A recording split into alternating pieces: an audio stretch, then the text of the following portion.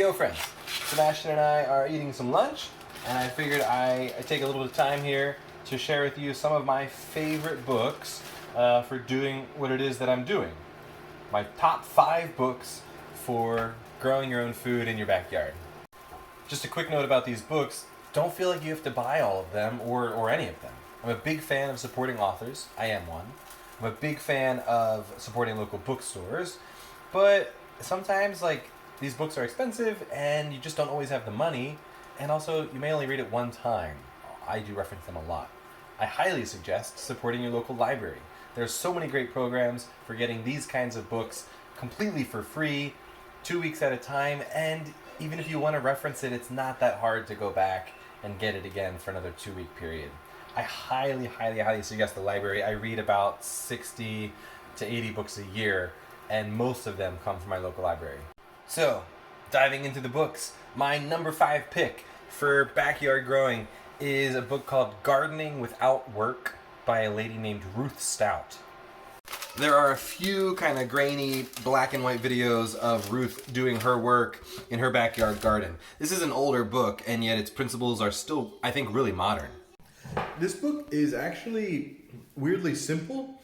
I feel like Ruth reminded me a little bit of like a sassy older grandmother figure who's almost a little bit annoyed at her readers. She's like, stop asking so many questions. Just follow this very simple, easy to understand idea, the end. So the book tries to go into detail for some stuff, but I think Ruth is also just like, what more details do you want from me? The concept and the idea is pretty simple, pretty basic. She probably sums it up, I think, within the first few pages, and that's almost all you really need to know, although the rest of the book was still really interesting and I think a worthwhile read to kind of ingratiate this concept into your head. I'll give you the full premise of her book, and I'll tell you about her concept. There are some other really great YouTube videos out there of people testing it and showing the results for themselves. The idea that for Ruth, she just was getting old. You got two. 2, yeah. 2 grilled cheese. Oh, 2 grilled cheese, yeah. Ruth was just getting old, and she felt like the traditional gardening methods of hands and knees all the time, hoeing lots, planting individual seeds in rows, really, really intentionally, was just getting difficult for her, so she found an easier way. Her whole idea is deep mulch veggie gardens, specifically mulching with straw, although I think she would even say you can use just about anything. Straw is just what was pretty cheaply or freely available to her. And a lot of farmers even will want to get rid of old, broken down, kind of gross, moldy straw, which is what she would prefer in this method anyway. So what she does is she lays down a huge, thick layer of mulch, 12 inches, something like that, and lets it sit over winter. And then by the time she starts planting in the spring, that has started to break down and start composting, and you can plant directly in it. So I found this works really great with potatoes. I just, lay this mulch bed out, and by the time I come in the spring, I pull it apart and I just kind of toss potatoes in. She really specifically said just toss them in, don't bother digging holes and putting them in. Just toss them in and then put the mulch back on top. And then as the potatoes grow, you continue to, instead of the classic hilling them, you just continue to mulch around the plants as they grow up. A big benefit here is that as the years go on, your beds only get healthier because you're just constantly putting tons of organic matter on them. You're always putting 6 to 12 inches of mulch on your bed, or making sure they have at least that much mulch. So every fall you're putting more and more mulch on the beds. So they're just constantly getting healthier, and all of a sudden you just have this deep pit of composted straw that your plants are growing in and love growing in. Most of this book was just her answering questions about pretty much every vegetable imaginable, and every single time just saying, yep, it works, it works, it works. So if you're planting things by seed, what she would then do is separate the mulch in a small trench and plant the seeds in that trench, and then leave it kind of unmulched in that trench until the plants kind of are high enough, and then you mulch back in and around those plants. I think she's even referenced in this book some research trials they did. Some of them showed that her method isn't as productive as maybe traditional gardening methods, but she's also who cares? Even if you produce only 75% of the crops, but you do it with 90% less work. She's like, that's worth it to me. So that's a lot of my style. That's a lot of my gardening, is growing things as effortlessly as I can and that are still somewhat productive. That's why I love growing a lot of perennials. You plant them once, you fertilize them a little bit, and they just kind of take off and take care of themselves. But anything I can think about, anything I can do to limit the amount of work I do, farming, gardening, tree nursery work, all of it is already a lot of work. So let's just try to cut back on as much of that work as possible and let plants do what plants do best. How's your grilled cheese? Good. Have you eaten any grilled cheese yet, or just the goldfish? Let's go this. Classic. All right, book number 4 on my list is a book called Paradise Lot by Eric Tonsmeyer and Jonathan Bates. This book, like Ruth's book, doesn't go into huge in-depth detail about how exactly to do each one of these ideas, each one of these methods and strategies. Those books are coming. I'll tell you about those in a minute. But this book, for me, Paradise Lot, is just full of inspiration. It really showed what one can do in a very small, kind of non-ideal backyard situation. They were growing, I think in like a quarter of an acre, tenth of an acre, they were growing well over 100 different varieties of plants and trees and shrubs. So there are some really nice details there. They do have some lists of each one of the plants that they grew. So if you're in a similar climate, you can copy and paste a lot of those lists. And it's just inspiring and fun and interesting to read their stories and to see a very specific case study of one small property over 10 years and how it grew and how it provided for their family. So I strongly encourage that book. It was just this warm, relaxing, quick read that just inspired me to get out the door and start gardening. There is a lot of good information in there as well.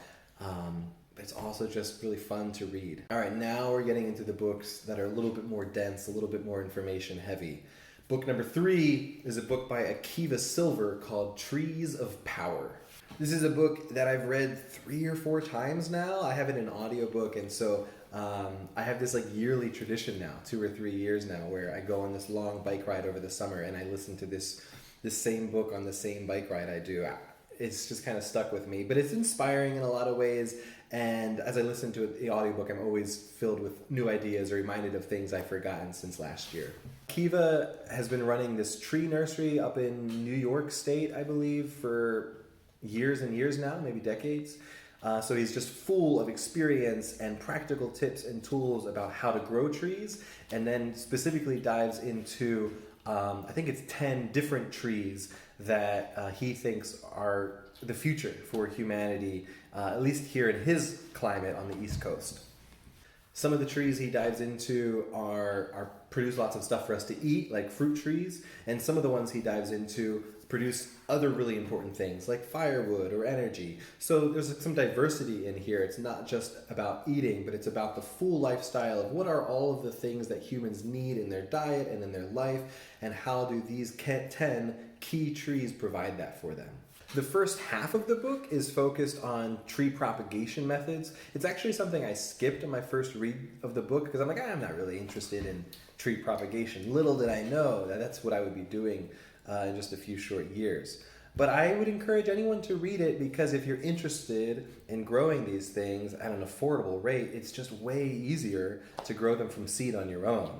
Buying a 3 or 4 year old chestnut tree can cost $60-$70, right? But planting a chestnut seed in the ground cost almost nothing, and other than your time to wait 3 years for it to grow to that same size. So his book is just full of fantastic tips and tricks on how to grow trees, and then a case study of 10 different trees and how awesome they are and how they provide for us. So really strongly recommend it. Like I said, I think it's actually the book on this list I have read the most out of all of these. I've read it at least 3 or 4 times now. Hello. All right, book number 2, The Resilient Farm and Homestead by Ben Falk. I love his work. He put so much time and energy into that book. He definitely has background in design. So it's very design focused, and you're learning about how not just like what trees to plant or what bushes to plant, but how to design them in a full ecosystem on your property that everything works together. Now he does talk about like kind of mid-scale, mini-scale farming as well as homesteading. So if you just have like a half-acre backyard like myself, some of what he says probably won't apply, but the concepts and the ideas can still be really important and really valuable. This is a good teach flying airplane. Ben also dives into the concepts of permaculture and has this nice, really long list full of his own ideas of important things to remember when building and when designing. It's something that it would be wise for me to open up that list and read through it on like an annual basis or something. It's full of a lot of great information, and there's a lot I learned from that book. It's one that it's been maybe 2 or 3 years since I've read, and now that I'm talking about it, I'm like, ooh, I should check that out again and read it again. I feel like I need a refresher. All right, before we talk about book number 1, let's talk about some runners-up. The New Organic Grower by Elliot Coleman. Actually, most books by Elliot Coleman have been awesome. Now, he is focused more on large-scale organic farming, mid-scale organic farming. So some of what he says, some of what he talks about just won't transfer to like a small backyard grower, but a lot of it will. You can kind of scale it down. And full of some really great information. Again, someone who's been doing this for decades and just has so much wisdom and tools and ideas to pass on. Braiding Sweetgrass by Robin Wall Kimmerer. That book fits into this very small selection, maybe 5 books or less, of books that have made me cry. It is not like a manual, not that a specific manual of how to do growing and gardening and earthwork, but I would say it's more focused on the philosophy and the ideas behind it, which is really important when you're getting started. Farming the Woods by Ken Mudge and Steve Gabriel is another great book. I mean, the title I think says it all. If you have woods on your property, or if you're planning to plant a lot of trees and then have very shady conditions in a decade or so, it's a great book to have. It's a great book that talks about some more niche crops, like ramps and like ginseng, and how to grow them and how to farm them and how to sell them and make quite a bit of money. The second time Eric Tonsmeyer's on this list, he wrote a book called Perennial Vegetables. That book is just a really great dive into 30, 40, 70, 80, I don't remember how many, vegetables that he has found and he has collected over the years that are perennial, so you plant them once and they hang out forever, and that also taste really good. And he does a really good dive into each one of those. And how to... taking the picture, yeah. I'm taking a video, yeah. Yeah, and he does a really good dive into each one of those, how to grow it, how it's like when you eat it, kind of ways to use it. It's a good book. All right, last book on the runner-up. Frankly, this is probably one of the most instructive books on this whole list. The reason I didn't put it in my main top 5 was mainly just because it was just too much. It's a 2-volume set called Edible Forest Gardens by Dave Jacke, and once again, Eric Tonsmeyer. It was an incredible read. I don't think I've actually read through the entirety of both volumes. It's thick stuff, but they're so useful. If you only got one, I might lean for volume 2. I think volume 1 talks mainly about the overall practice and the ideas. There's a number of case studies in there. Hello. And then volume 2 has just this absolute abundance of charts that you can reference for nitrogen fixing plants and for nut trees and for shrubs, like all kinds of stuff, everything you can imagine that you might wonder, oh, I'm looking for a nitrogen fixing ground cover and that would work in a shady location. Here's a chart of plants that might work in that area for you. So that is an incredibly useful resource. Again, it's just such a thick tome. It's not like the top 5 because it's just not approachable for so many people. All right. Book number 1, the one I suggest the most, is Gaia's Garden by Toby Hemingway. Holy crap, this book is amazing. Lots of really good, beautiful pictures, just full of an easy to understand mix of everything.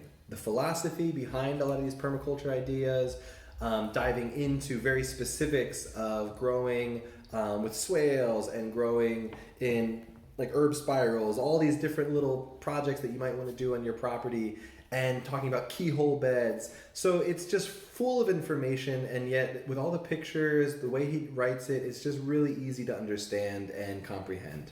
Again, this is a book that, as I'm talking about, I'm like, oof, I should read that again. It's been too long. So I feel like before you dive into, starting even just like a veggie garden, this book is so helpful talking about how to think about designing that garden that it would work to get the most bang for the buck. This is number one. This is book number one. No, two. All right, so that's my top 5 with a few extras. Sebastian, what would be in your top 5? What's your favorite book? A dragon book.